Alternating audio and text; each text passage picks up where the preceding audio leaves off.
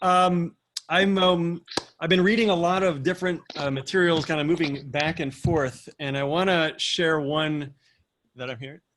It's pretty heavy. Judaism and Hebrew Prayer by Stefan Reif, or Reif, I'm not sure how he pronounces it. And he said something which I've been really pondering a lot.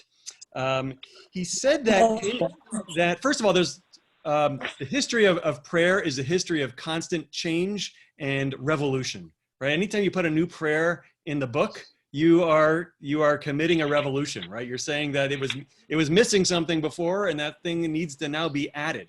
But in order to commit that act of a revolution, you have to lay claim to authenticity, right? So you got to be able to say that I have the authority to do this, and in fact, this thing that I'm putting into the Siddur, I'm in fact putting back into the Siddur, right? I'm putting something in here which is authentic and that goes back to the origin of prayer. And if that means either the words themselves are original, or let's say the feeling or the sentiment that is behind those words is more authentic. So it's kind of ironic that the innovative thing, the change thing, has to be older than the thing that it's coming in to either replace or to solve. So that's a really interesting idea. I've been thinking a lot about that. And as we look at what we're going to be looking at today, I'll invite us to keep that in mind.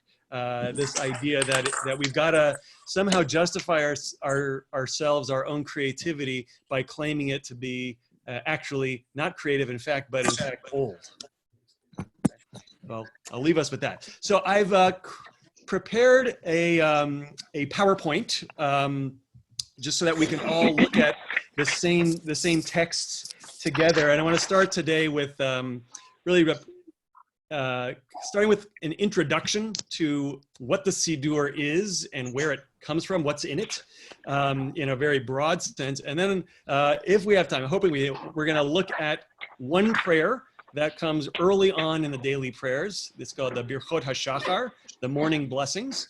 And we're going to look at that and then kind of go from there. If you have your own Siddur, you're welcome to utilize that as well. We're not going to start with the prayer itself. We're going to start with more of an introduction. So you're on what page? We're not on any page right now. Oh, okay. Oh, right. okay. So what I'm going to see if I can do here is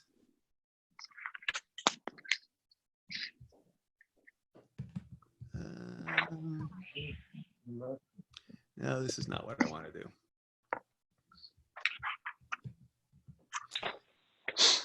All right.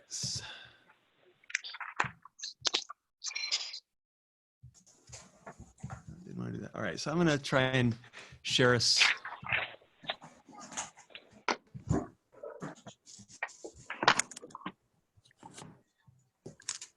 Okay. Okay. Yeah, go ahead. So, Got it. And now let's try that, see what that does. All right, well, I think I know it. All right, just out of curiosity, what do you guys see right now? The Siddur history, Bible. philosophy. Exactly. Do you see any pictures of anybody? No. Oh, yeah, No. I see our group. You do see our group. Just on the right Part of it on the right. Here On the comes random. Psalms. All right. Where does the Siddur come from? All right, well, okay. So, sorry, I just got to back up then. All right, so the Siddur history, beliefs, and philosophies. So the first question is, the Siddur, where does it come from? Where are the earliest passages in the Siddur? Now, so the Bible is that would be the obvious answer to that question. But of course, just because it's in the Bible doesn't mean that it was the first thing to go into the Siddur. The Siddur uses the Bible all over the place and different parts of the Bible. But a lot of times the material from the Bible that ends up in the Siddur is something that comes in later. So what are the different kind of ways that that biblical material could be used? So first of all, the Bible has its own Siddur of sorts. Anybody know what it is? Deuteronomy. No, the Bible has a kind of a proto Siddur. The priestly blessing? No, we would call this the Psalms, So, right? So, Oh, yeah. right, Sefer Tehillim, the book of Psalms, Psalms, yes. is there's 150 Psalms in there, and this, it's not a liturgy in the sense that we have an order of prayers that have to be recited in a particular way on a regular basis, but there are different Psalms that would have been used for different purposes. This is something that scholars spent a lot of time trying to debate, is that what exactly was they call the Zitzim Leben, the seat in life that a particular Psalm was used in. But it's pretty clear that there's Psalms of thanksgiving, Psalms that might have accompanied certain sacrifices, Psalms that if I was going to make a vow, I might say this. There were Psalms that were used as kind of to coronate the king or to celebrate his birthday. There are songs of praise, psalms of lament, all sorts of psalms, and a lot of those psalms can be found in our Siddur. All right, so that's one. All right. Next, we've got material that comes from the prophets, and probably the most well-known is the Kedusha, right? So in the Amidah, when we think Kadosh, Kadosh, Kadosh, Adonai Shabbat, Melech ha'aretz kvudo, so that is a material from the prophet Isaiah. And so Isaiah has described a vision of God's heavenly throne room and is describing the angels declaring the sanctity of God. And so then at some point, someone decided that this needed to be turned into prayer for us human beings to recite. And so they turned this prophetic material into a prayer. Another example is there are biblical prayers themselves. So when we take the Torah out of the Ark and we sing like L'cha Adonai Hagadol, all right. So that's we're quoting we're quoting King Solomon, who gave a prayer when he dedicated the temple after building the first temple, and this is in the book of Chronicles, right? So in that sense, it was actually within the Bible itself. There is a person who is using these words as prayer. And now we then take those words out of that particular instance of prayer and we put it into the Siddur and use it ourselves. Next example is we have material in the Bible that has been adapted into prayers. So where we might have a quote of something of some sort that then is we pluck out 2 or 3 words of that, and then we make a bracha out of it, we make a blessing out of it.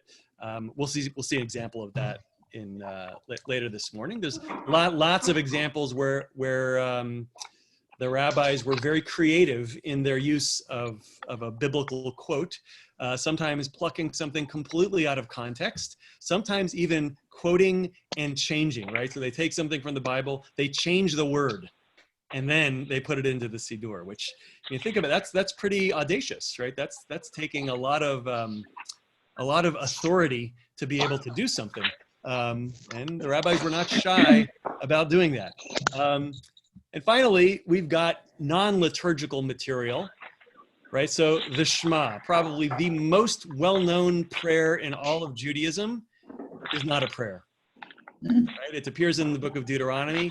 Moses is basically giving the Israelites a pep talk and telling them that they need to keep the words of Torah, on the tips of their tongues at all times of the day, in all situations in life. And he's speaking to the Israelites that are right in front of him. He's speaking to us as well. But we have taken that speech of his and we've turned it into the most recognized prayer in all of Judaism. Right? So at some point, someone did that, right? And that's an incredibly creative thing to have done, to take material that was never intended to be prayer and then to turn it into a prayer that is really the anchor of all Jewish worship. All right. I'm going to see if I can do something here. Uh-oh. I think I just... Oh, that's much better. Okay. folks, what do you see right now? Where Where does does this the sit? Siddur come from? Second Temple prayers. Prayers. Oh, good. Okay. All right. Well, great. Now I can see you as well. This is better. It's hard to speak when you can't see anybody. Okay.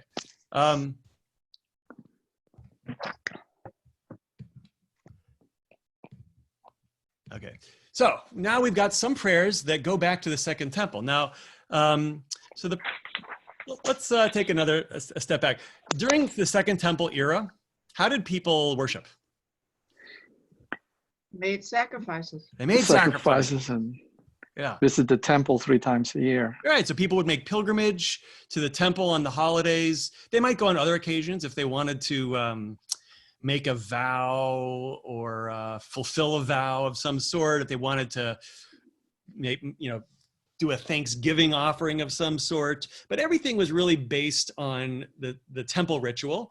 And for that, they needed the priests and they needed the Levites, who were the ones who were conducting all of the ritual.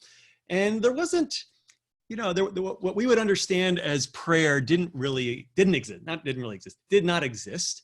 You could imagine that some people might use something like from the Psalms to pray and to express something, or maybe they would say something that's more of an original composition. But the idea of having any sort of a fixed prayer just did not exist. During the Second Temple era, there did start to develop a basic liturgy that would take place really at the temple only and was incorporated into the actions that were going on up on the Temple Mount. So there's a few examples of that. So the priestly blessing, which is actually in the Torah itself. So this is what the priests would use to bless the Israelites. So if you can imagine, if you're up on the Temple Mount, you're a tourist in town for a holiday, you go, you wash yourself to make sure that you're in a state of ritual purity. You go up onto the Temple Mount and there's all these priests wandering about and you feel, hey, I made this long trip. I want a blessing, right? And so you go and you grab a priest and then you get a few other people together and the priest holds up his hands and he gives you a blessing. And the blessing he uses is the priestly blessing, which is in the Torah. It's the threefold blessing. So that's, may the Lord bless you and keep you. May the Lord look kindly upon you and be gracious to you, etc. That was the blessing that the priests would use. Later in the Talmud, the rabbis say that the priest is not allowed to add or take away to the blessing, right? So you can't add a fourth blessing and you can't shortchange somebody and give them just 2. It's got to be these 3 blessings. The next is the Kaddish, right? So when people think of the Kaddish today, mostly they think of the mourner's Kaddish. We'll eventually get to the mourner's Kaddish, but that is a much later development. The essence of the Kaddish is that line that everybody in the congregation who's hearing somebody recite the Kaddish says, Yehei Shmei Rabba Mavarach Le'olam L'Mei Maya, right? May his great name be blessed forever and ever and ever. So this is a public proclamation of the holiness of God's name. That's essentially what the Kaddish is about. And this probably existed in some form in the temple. And again, if you can imagine people kind of coming together, this might be something that you would hear if you were one of those pilgrims visiting the temple. Somebody leading the Kaddish and then the people around them responding with the appropriate congregational responses. And then finally, Aleinu, right? Aleinu, which we sing in multi-part harmony and we sound so glorious singing, is one of the oldest prayers that we have. It goes back to Second Temple era. It was only recited once a year. Anybody know when? Yom Kippur? Close. Rosh Hashanah. Rosh Hashanah. Right. It was recited on Rosh Hashanah. It's a proclamation of God's kingship over the universe, and a big part of the Aleinu is actually a polemic against all the idolaters who are praying to gods that have no power, who are nothing. But we, Israel, the Jewish people, we pray to the one God, and it's our special responsibility and obligation to bow down to the one God. So this is something that would have been recited once a year on Rosh Hashanah. as part of really a proclamation of God, of the one God, as the sole creator and ruler of the universe. Right? So Rabbi, yes. is Alinu Malkeinu part? Avinu Malkeinu. No, Avinu Avinu Malkeinu is later. Avinu Malkeinu was actually written by Rabbi Akiva. He was the first, although Avinu Malkeinu is a prayer that expanded and grew over the centuries, but we actually have a record of the composer of Avinu Malkeinu. All right, so I have a comment. Maybe. Yes. Kaddish is in Aramite. Yes. And this the time of the Second Temple. Yes. That means at this time Jewish was mostly in Israel. Yes. And they still use Aramite, which is language that was spoken this time. Yeah. Like today in English. Yeah, most that means the prayer don't have to be in Hebrew. You have to be in a language that people understand. That's right. And the fact that the Kaddish, such an important prayer, is in Aramaic is indication of a couple things. One, they thought it was important that people understood what they were saying because they did not necessarily understand Hebrew, right? Only scholars would have understood the Hebrew. And it was also something that it was really important that people could participate in, right? The call and response is central to the Kaddish. And so they want people to be able to participate. And the obligations on a community for participating in the Kaddish are not great. You need to know one line, right? One sentence. Anybody can memorize one sentence. So in a time when maybe most people are not literate, the Kaddish is something that people can say because one, it's in a language they understand, and two, it's not very long. And that's going to become a really important issue in terms of the development of Jewish prayer. All right, so we've talked about biblical prayers, and we've talked about prayers that go back to the Second Temple era, before we had a service, before there were synagogues, in any fashion that we'd recognize today. All right, now we get to the Talmud. So here's the problem. When your entire religious ritual system is based on sacrifices in one location, and that location is destroyed, you've got a problem, right? It leaves a tremendous vacuum in religious life, right? Now we have no way of performing all of those things that we used to perform in the temple. And so that's a crisis. That was a major crisis in Judaism. There were a lot of people after the destruction of the Second Temple that wanted to very quickly rebuild a third temple, right? And because they needed, they needed to go back to the system that they knew. And so you've heard of the Bar Kokhba revolts, which took place about 60 years or so after the destruction of the Second Temple. That was an attempt to kick out the Romans and rebuild the Third Temple. Right? Rabbi Akiva was a big fan of the Bar Kokhba revolt, and he ended up being killed and martyred during those revolts, and it ended up being a terrible tragedy. The collapse of the Bar Kokhba revolts was a bigger blow to Jewish life even than the destruction of the temple. It was more destructive. More people were killed, and it kind of put the final blow on any hopes of being able to restore the sacrificial system in the temple. And so now you've got hundreds of thousands, millions of Jews who had known a certain way of life. And yes, there were differences. There were different groups and different a variety of beliefs, tremendous diversity. But now they're stuck, and they can pine for the old days. They can see it as a sign. Judaism clearly is not working. God has abandoned us, and now we're gonna do something else, right? And so the rise of Christianity certainly comes about in great deal because of that change. Or you can try to be innovative. And that's what the rabbis did. So the Siddur, as we know it today, took form in the Talmudic era.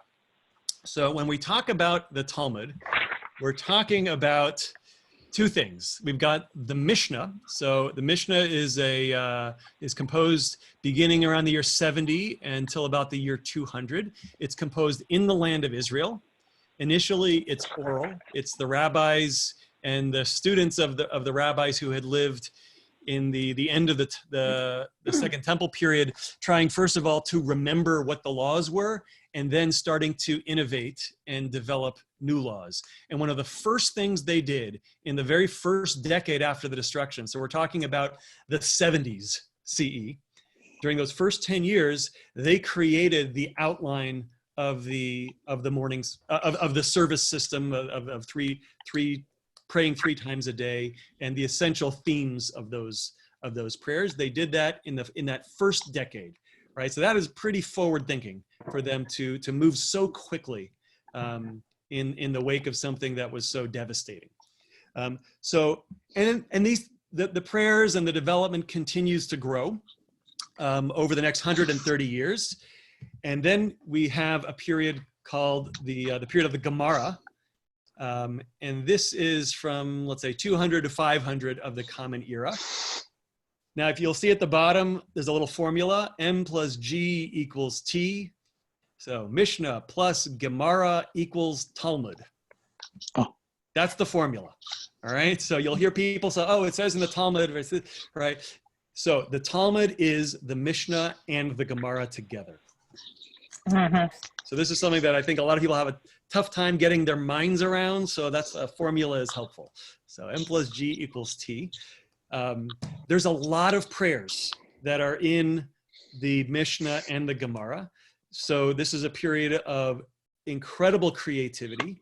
Now, it's also a period when the circle, the community of the rabbis is really, really small. So during the period of the Mishnah, which you see the word Tanaim there. So the people who were active in that period, they were called the Tanaim, right? Or it might be called the Tanaitic period. So those are the rabbis, like Rabbi Akiva, maybe you've heard of Rabbi Yehuda Hanasi, Judah the Prince, who's the one who edited the Mishnah, Rabban Gamliel, right? These are all Tanaim. They're out in the Haggadah, when we talk about those rabbis in Bnei Brak, right? Those are Tanaim. That's all in that period of the Mishnah. So they're very small. They numbered maybe a 2 or 3 dozen at any given time throughout that period. And their influence on their fellows was limited to none. Mm. So everything they're writing, there's an open-ended question of who is it intended for? Is this intended just for themselves? Are they hoping to be able to influence the broader Jewish community? It's hard to know that, but they do. You'll hear them often referring to the Am Haaretz, Amei Haaretz. So Tzipi, what's an Am Haaretz? I don't know. Am Haaretz. Bull Am Haaretz. It's like the populace, or right. It's the people of the land. People of the land. It's kind of an insult. Yeah. Right. It's like you're an uncultured, backward-thinking country bumpkin. Right. Yeah. So the rabbis often refer to the Am Haaretz, right? So which are the people who are not literate, the people who are not part of those rabbinic circles. The rabbis also talked about other sectarians, right? So these are other Jewish communities that have different beliefs than the rabbis, right? So Christianity in that first century was a sect of Judaism. And so when the rabbis are talking about different people who belong to different sects, one of the questions that scholars today will sometimes have to deal with is, are they talking about early Christians? Maybe they're talking about Gnostic Jews, right? There were all sorts of different groups out there that were all reacting to this traumatic change in Jewish life in different ways. And the rabbis were just one of those ways. And it was not at all clear in the 2nd century if the rabbis' solution was going to be the solution that was going to stick. The reason that the Mishnah was written down, right? We call the Talmud the oral Torah. Well, it's kind of ironic that the oral Torah is written down. The reason it was written down is because in the days of Yehuda Hanasi, who lived in Sipori, where Chana has placed herself. That's a great selection. Yehuda Nasi is living in Sipori. He's the head of the rabbinic community, and life in Eretz Yisrael is declining rapidly, and he is worried that if they don't write it down, they're going to lose it all, right?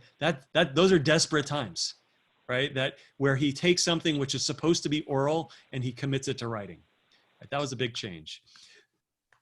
The Gemara, things start to change, right? So there, the center of Jewish life has now been gradually shifting. It's now in Babylonia, although there certainly is still an active Jewish community in the land of Israel as well. And so based on the Mishnah, they are continuing to grow and expand the discussions around Jewish law and how to apply it. And the community is starting to grow. And by the time we get to the end of the Amoraic period, that's the period of the Gemara, Rabbinic Judaism had grown much bigger and had started to really take hold. And we will see evidence of that a little bit later. But so a lot of the Siddur that we have today is from the Talmud. So, Rabbi? Yes. So when we are talking about Palestinian Talmud, is it Mishnah and Babylonian Talmud, Mishnah and Gemara together? So there are two Talmuds, the Babylonian and the Palestinian Talmud. Sometimes you'll hear the Palestinian Talmud called the Jerusalem Talmud, which is a misnomer because there weren't any Jews living in Jerusalem by order of the Romans at the time that it was being written. It was written more likely in northern Israel. Sometimes you'll refer to it as the Talmud of Eretz Yisrael. From Babylonia's perspective, they'll call it the Talmud b'Ma'arava, right, which is in the West, the Talmud of the West. So we've got these two really continuations of the project that was begun for the Mishnah to develop and expand and interpret Jewish law. There's a lot of legend and stories. There's stories about the rabbis themselves. There's attempts at history. There's polemic. It's very, a lot of topics get covered in the Talmuds. The one in Eretz Yisrael, in Israel, it stops its editing process probably around 350, 400 of the Common Era, as kind of the community was declining. The Babylonian Talmud continues into 500 or even into the 6th century. And there it's, the community is flourishing to a much greater extent. And for that reason, the Babylonian Talmud is much more edited, much more polished than the Palestinian Talmud. The Babylonian Talmud also became more authoritative for Jewish life, right? These two Talmuds don't always agree with each other, but because the Babylonian Talmud was in Babylonia, where for many centuries the political center of the Jewish world existed, it gave much more authority to the Babylonian Talmud. But the Palestinian Talmud is important as well, and you'll see rabbis citing it all the time. Yeah, something interesting. The meaning of the word Talmud is not a name. Talmud come from the source lilmod, to study. So this is a book of study. It's not a book of Torah, but a study. And this is kind of what happened after the Torah, is a continuous study. And this is what Talmud is all about. That's right, and it's the Talmud is much of the Talmud are discussions about Jewish law. How do we practically apply Jewish law? The Mishnah is much more of a law code. The Talmud has lots of arguments and often wants to explore the thinking behind what the Mishnah has to say. What are the biblical sources for what the Mishnah says? All sorts of discussions like that. The Talmud rarely gives us the halachic conclusion. In other words, it's full of questions and arguments and rarely answers, right? Which I think is significant. I like to actually, when I speak to non-Jewish groups and give kind of my intro to Judaism spiel, I like to talk about that. I like to talk about the importance of questioning and learning and arguing and the relative unimportance of getting the answers. And the Talmud is a great illustration of that. Okay, but Judaism did not end with the publication of the Talmud. Towards the end of the Talmudic era, and actually this is taking place beginning in the land of Israel, it starts to be a new innovation in Jewish prayer, and that's the development of the piyut. A piyut is a poem. A poet would be a paitan, that would be an author of a piyut. And the piyutim are liturgical poems that were composed for use in worship. The system that the rabbis of the Talmud put together for prayer was much more about themes of prayer than about the specific words themselves. And so the paitanim would then compose original compositions on those themes, and they would be inserted into the service at various places. Sometimes they might be, you know, a piyut based on the parsha that was read in services in synagogue that week. It might be on themes in the service. It might be on for holiday themes. A whole variety of subjects, and there would be. You know, think about how Bach, he was commissioned to write a lot of his music by the church, and he would have to come up with a new piece every week, right? And that's one of the reasons he was so prolific, because that was his paycheck depended on coming up with something new each week. So that was the case for a lot of the piyutim as well. So you had these professional poets who would be composing new material on a regular basis. Some of the most popular poems got stuck, and they entered into the liturgy gradually. A lot of them were lost, but we have some of them that entered into the liturgy. I'll share a well-known one. El Adon, which we sing on Shabbat, right, is a piyut. It was composed, you know, something like 7th, 8th century in the land of Israel. We're not going to study it today, but it's beautiful. It's amazing, and it's an elaboration of cosmology, right? The belief in the angels as the heavenly bodies, and how they're all kind of operating according to God's will. And it's a beautiful poem written as an acrostic, so it's in alphabetical order, and it's a wonderful example. A lot of the high holiday special prayers for the high holidays that we recite are also piyutim that ended up going into the liturgy. There's a lot of piyutim that we don't recite, and so these scholars have really discovered a lot in the Cairo Geniza. They've discovered many piyutim that just didn't enter into the regular liturgies, but at one point were popular enough to be written down and ultimately thrown away, I guess. Yeah. But they got preserved in the Cairo Geniza. So we've been able to restore a lot. Actually, the new conservative Machzor, not so new anymore, brings back a few of those piyutim that from the Geniza. So it brought back some piyutim that, you know, basically hadn't been recited in 1,000 years, and put them back into Jewish life. Yeah. Oded, looks like you have... Piyutim is not just the meaning of the word, but the way it sounds. So some of the piyutim have like rhythm, some piyutim have some music kind of. That means today most of the piyutim are singing by the community. Absolutely, they're sung. I mean the sound, how it sounds is also as important as the message inside. And this is what's interesting about piyutim.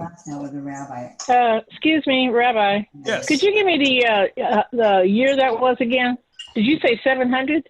For El Adon, yeah, it's sometime in that time period. But we have piyutim that are starting in the late Talmudic period, and and are continuing into the 11th, 12th century. It spread. It starts in the land of Israel, and if you could just imagine for a moment the politics that are existing, where we've got, let's say, two major centers of Jewish life, one in Babylonia, right? Right. Where the capital of the Islamic Empire is, and another in the land of Israel, which is kind of a backwater of the, right? So you've got, let's say, this poetry that is being composed in the land of Israel, and then you have more, let's say, rigid prayers by the communities in Babylonia. And so there's some tension between these communities. There are definitely, Jews are definitely praying in different ways in this time period.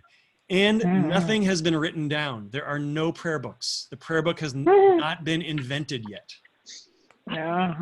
Right? Thank you, Rabbi. That's something interesting to keep in mind.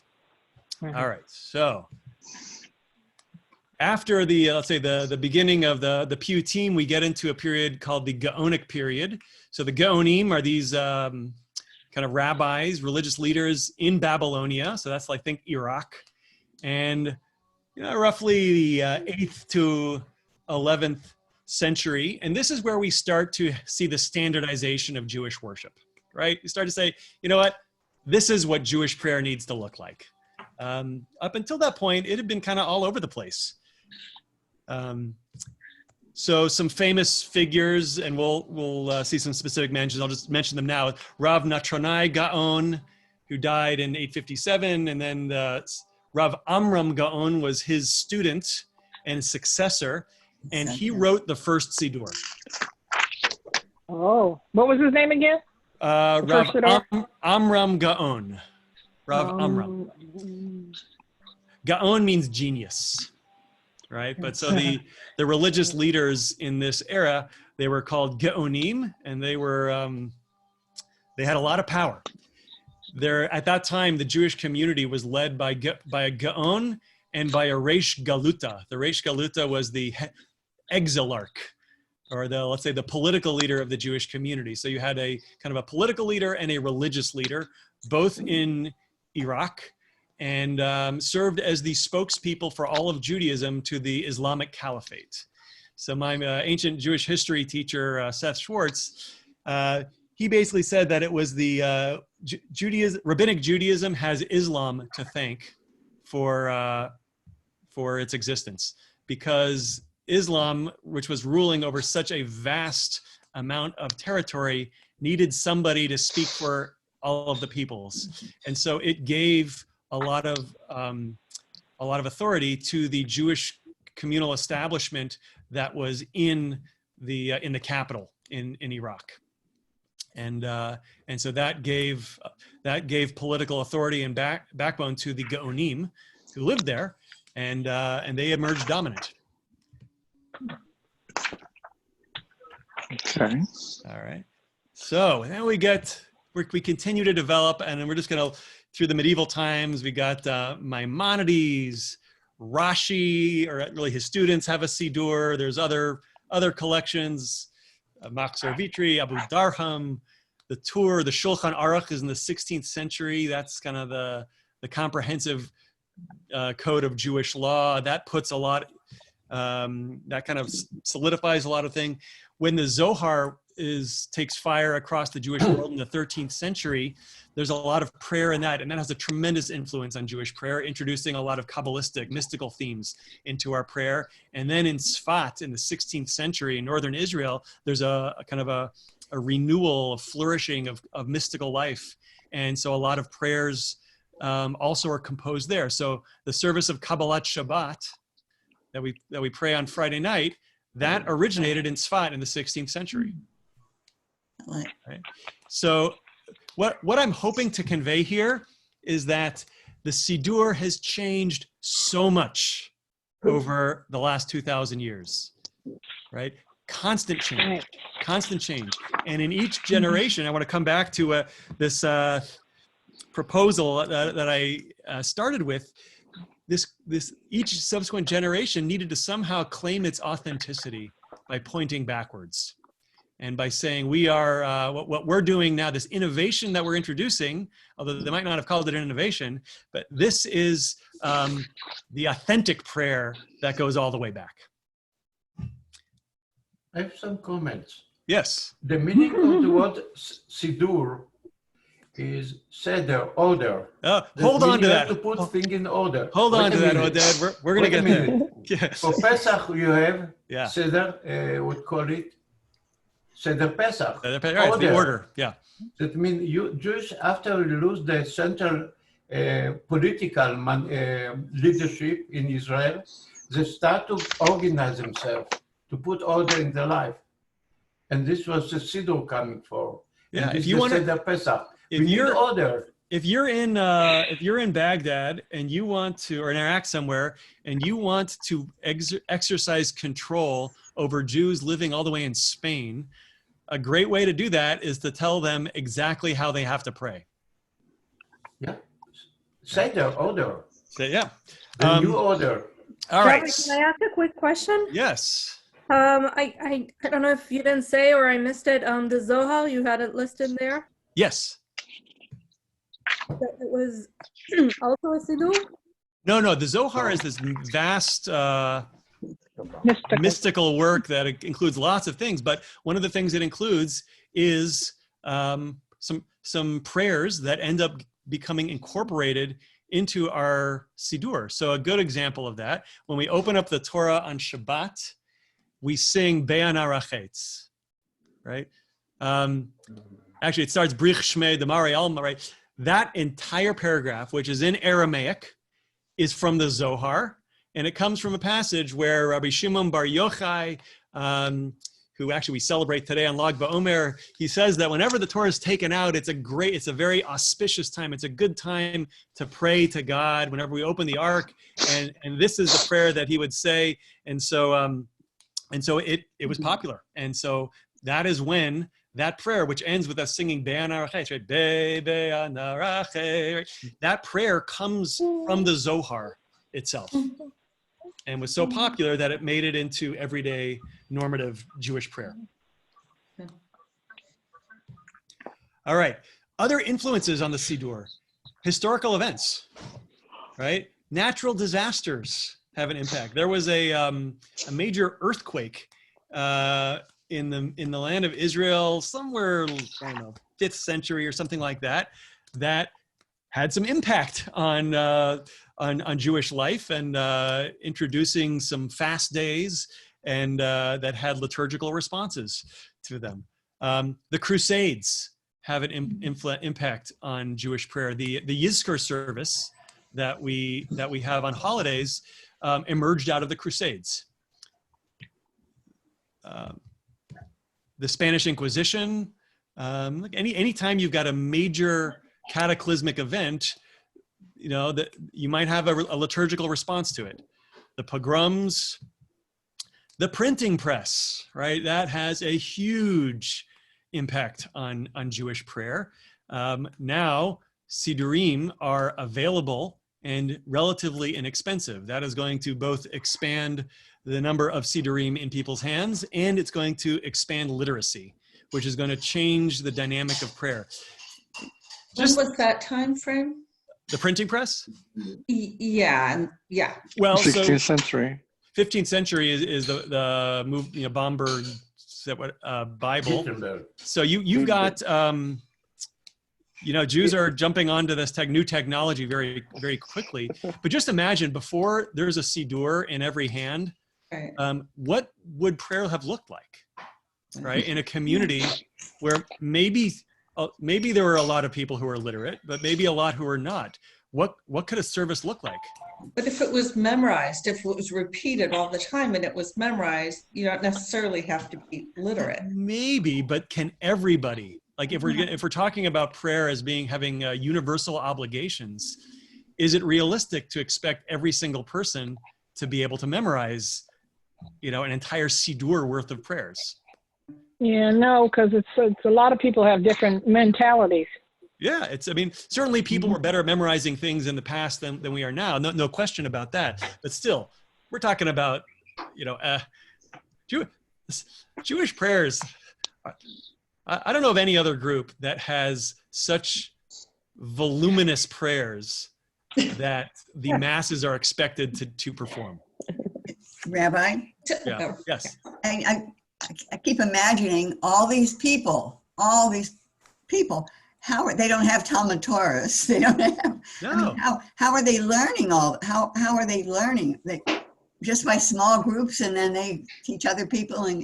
I think they're doing what they can, but probably a lot of people are not able to learn. I just can't imagine how. Yeah. It's kind of amazing, actually, when I think about it. It is. I mean, there's these technological developments that we take for granted.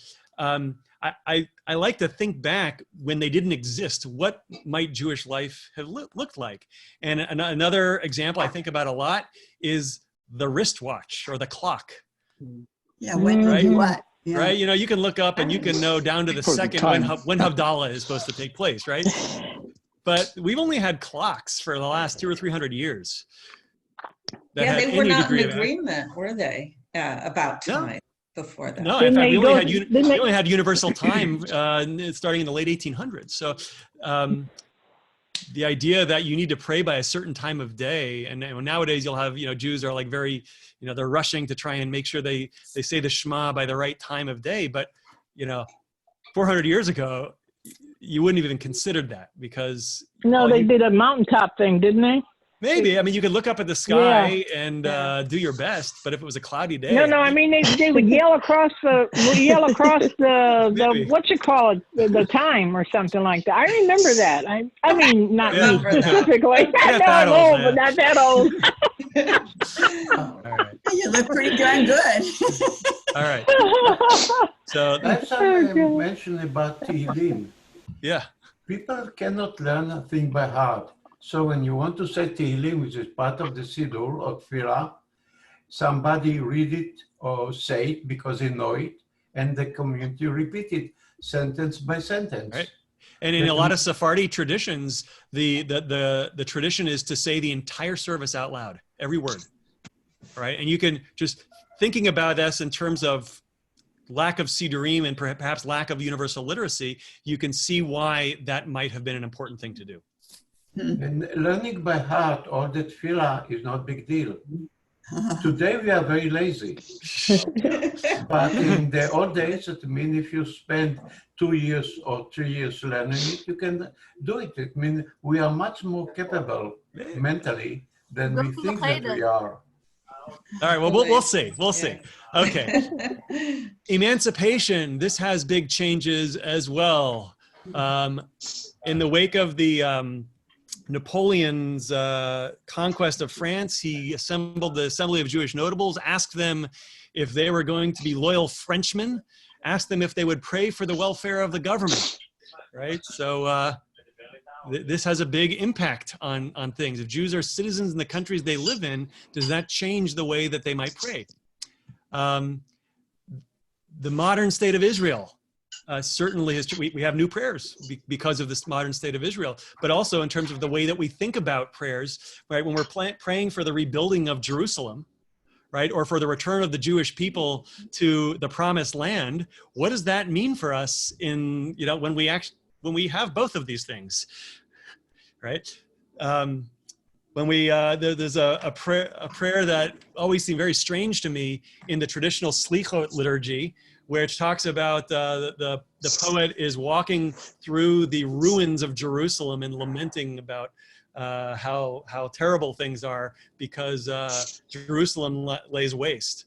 Well, Jerusalem looks a little different nowadays. Yeah. The prayers, what about like the prayer for a country, the prayer for Israel? When were those written? The ones Well, the that prayer we for read Israel was written in today? the 1940s.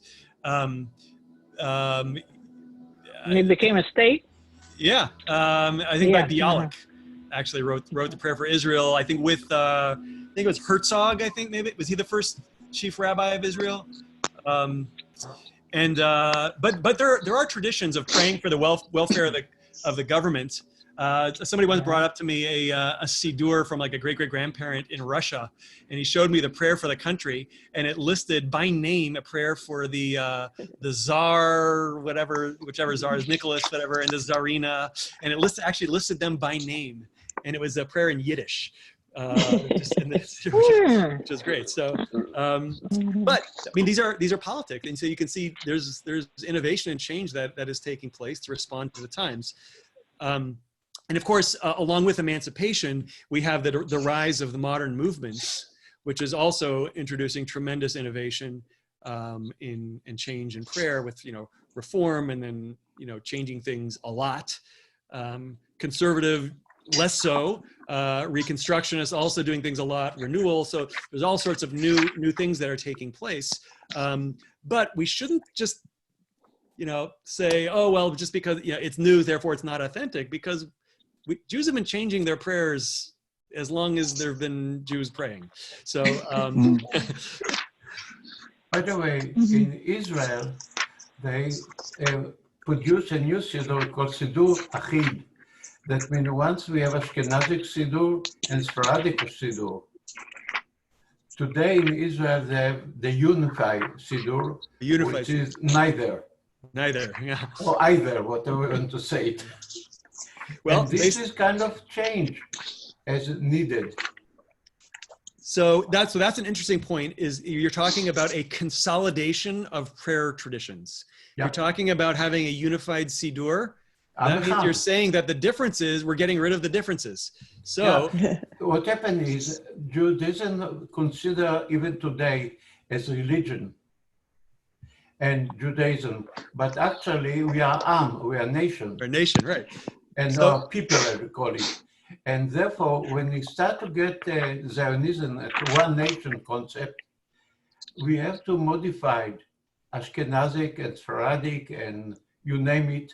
Well, maybe, but this gets into politics and power, is that who gets to decide what's official and what's kosher, right? Do we allow local communities to develop their own traditions that are different, right? So you have different traditions in Eretz Yisrael, in Babylonia, that was a major source of conflict.